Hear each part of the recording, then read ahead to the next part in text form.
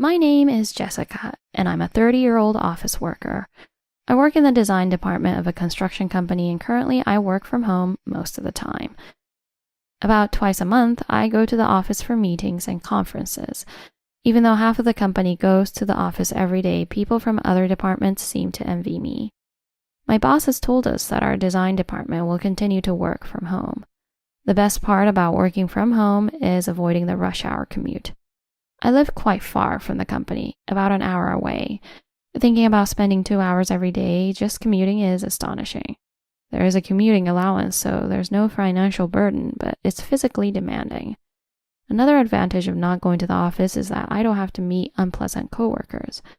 I have a pretty good relationship with my coworkers, but there's this one older lady, Carla, who just rubs me the wrong way. Carla is a year older than me, and we've known each other since university. We were in the same seminar because we both studied design, so we've talked before. We weren't that close, but she started messing with me when I joined the company. If you have any questions, feel free to ask me anything. I thought I could rely on her, but contrary to her words, she wasn't dependable. She was assigned to the design department, but seemed to have caused some trouble and was transferred to another department within 6 months.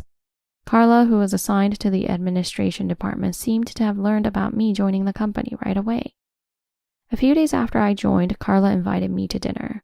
When I went with her, she said, "Introduce me to the male employees who joined with you. There are some handsome ones this year, aren't there?" She wanted me to hook her up with the new guys at work who started at the same time as me.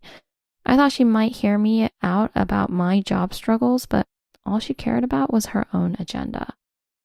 Moreover, even though she invited me, she said, "I don't have any money on me. Can you treat me? I'll treat you next time." She pushed the payment onto me. We never went to meals together while we were attending university, so I didn't know her true nature well. After that, she invited me to meals several times, but I always ended up paying. I've never caught her hanging with her crew, so maybe people didn't like her. She seemed happy to have a coworker like me who would do anything she asked. At first, since I didn't know anyone, I reluctantly went along with her. However, I quickly became friends with people in the same department and stopped going to meals with her. Honestly, dining with her wasn't pleasant because all she did was badmouth our boss and colleagues. Moreover, without me asking, she bragged about her history with men. "I only date rich guys. I wouldn't bother with the average employees in our company." I almost laughed when she was pressing me to introduce her to the male colleagues just the other day. I couldn't help but let my true feelings slip out. "Is that so? Don't you have someone you're seeing now?" Carla glared at me with a scary face when I casually said that. I realized I had made a mistake, but it was too late. I had already upset her. "You're quite cheeky, aren't you? Do you think I don't have a boyfriend?" "No, I didn't think that. I was just wondering what kind of wonderful person you're dating." No matter how much I tried to explain, her anger didn't subside. Besides treating her to meals, being scolded like this made me never want to dine with her again. A year into my job, I had started refusing her invitations. "Lately, you always say no when I invite you, don't you?" This time too, I declined her invitation to dine, and she sounded displeased. "I'm sorry, it's tough for me because I live far away. I'll definitely join you next time." I used the excuse of living far away to avoid going out with her. People in the same department also said, "She can't do her job well, yet she's always so arrogant." When Carla joined, the people working with her said, "She acts high and mighty without understanding the work, which is why she got scolded by the department head." They shared this with a bitter smile. It must have taken a pretty bad attitude for the mild-mannered department head to get angry.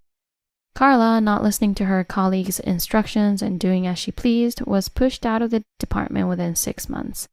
She's disliked in every department and now has settled into a role doing menial tasks in the administration department. Her relationships with men seem to be causing problems too. According to this colleague, Carla approaches handsome or wealthy employees even if they're married. Indeed, she herself said she only dates wealthy men. "You're working with her, Jessica, but it's better if you don't associate too much with her." I even received such advice. Fortunately, the world has been moving towards promoting remote work for a few years now. Since my design work can be done from home, this has been good for me. It eliminates the need for a commute and seeing the unpleasant, Carla. Then I got a call from my brother who lives at our parents' house. It's serious. Dad has collapsed. My father lived at home with my mother and my brother's family. He had been in good health when I saw him a little while ago, so I was shocked by my brother's sudden news. I rushed to the hospital where my father was taken, but it was too late. My father had passed away from a heart attack. For about a week after, I was so depressed I barely remember anything. My mother was just crying like me, but my brother and sister-in-law bravely managed the funeral arrangements. I still can't believe that Dad is gone. When I mentioned this, my mother, who was with my brother, asked, You loved your father very much, didn't you? It must be especially hard for you. But all I could do was nod. My father hadn't left a will, but my brother asked, The family home will be mine to take care of. So, would cash be okay for you? If you're taking care of Mom, I don't need anything. I declined the inheritance because I'm grateful to my brother and his wife for always taking care of our parents. It's not a huge amount, so you should take it. Your father would have wanted that. Convinced by my mother, I agreed. Although she said it wasn't much, I ended up inheriting more money than I expected. Since I rarely need to go to the office with remote work, I considered moving further away. This would allow me to live in a much better apartment. I've been living in a cheap, run-down apartment since my student days. I was always stressed out about my voice being heard in the next room during my online meetings because this apartment is run down. Having a room where I can speak loudly without worrying would allow me to work without restraint. I've always dreamed of living in a fancy apartment someday if I worked hard. For this reason, I've been saving little by little. With the money inherited from my father, I could afford a nice apartment a bit further out. I found a new apartment building just in time and decided on it. The commute will take more than twice as long, but it's only once a month. Plus, since I go to the office around noon, I avoid the rush hour. I bravely signed the contract and moved to my new place. During an online meeting, I told my colleagues about the move. I took the plunge and moved to a new apartment building. When I said this proudly, everyone seemed happy for me. Then a female colleague spoke up. Actually, I moved too. She smiled happily, having just gotten married, and seemed a bit shy. Her husband is quite wealthy, and unlike me, they moved to a high-rise condo in the city center. Your mansion must be spacious, right? Though she was modest, her room looked spacious and had high ceilings on camera. Everyone watching the monitor noticed this and said, Indeed, we commoners are different, and we all laughed. Her condo became a topic of conversation in the company. When she got married, it caused quite a stir in the company because of her wealthy husband. However, within our department, which works remotely, the fact that I, who appears to have less money, moved was more of a topic of conversation. Especially because it was in a new apartment building, my colleagues were even more surprised. On the day I went to the office for the first time since moving, I hoped I wouldn't have to meet Carla. I don't think she knows I moved, but I didn't want to deal with any comments. Unfortunately, I was spotted by Carla when I was leaving. Jessica, that's pretty bad, isn't it? Not telling me something so important. We hadn't seen each other for a while since working from home. She already seemed to know about my move, so I said, I didn't think it was a big deal, so I kept quiet. Carla stared at me with a smirk as I apologized. So, you managed to get a nice apartment, didn't you? Carla's face, smirking with implication, was frightening. Indeed, I was able to buy an apartment with the money inherited from my father, but I wondered how she knew about it. Thanks to you, it seems like my luck is turning around. She walked away with a sinister laugh. I was surprised by how easily Carla left without lingering or saying something spiteful as I expected. Her last words remained unclear to me. I couldn't understand what she meant by her luck turning because I moved. Still, since I didn't receive any invitations from Carla, I was relieved and could go home. A few days later, around noon, the doorbell rang and Carla was standing there on the monitor. She had found out where I live and was holding a big suitcase. Hurry up and open the door. I came all the way here for you. She comes shouting at me loudly. Despite being rich, you moved into such a countryside apartment, and it's not as luxurious as I thought. She spoke with a very dissatisfied look, which was rude. If she entered, she might stay, so I hurried to the entrance on the first floor. I wanted to send her away before she disturbed other residents. And what's going on? Why do you have such a big suitcase? Carla spoke with a triumphant smile. I'm pregnant with your rich husband's child, so get out. I was puzzled by what she was saying. Huh? But I'm single. Hearing this, Carla smirked maliciously. Don't lie so blatantly. I know you married a rich man. Hearing about marrying a rich man, I remembered something. A female colleague who recently got married and I share the same last name. Moreover, both of us moved, so Carla got it all mixed up. Are you really pregnant, Carla? Carla hesitated when I looked at her doubtfully. Yes, I'm 3 months pregnant. I continued to ask, what's the name of the husband? Carla mentioned the name of my colleague's husband, which she had somehow found out. That person is not my husband, but the husband of my colleague. Carla seemed confused by this revelation. She looked at me with a surprised face, but still didn't understand. I'm not married, so it's impossible for me to be pregnant with my husband's child unless I have a time machine, right?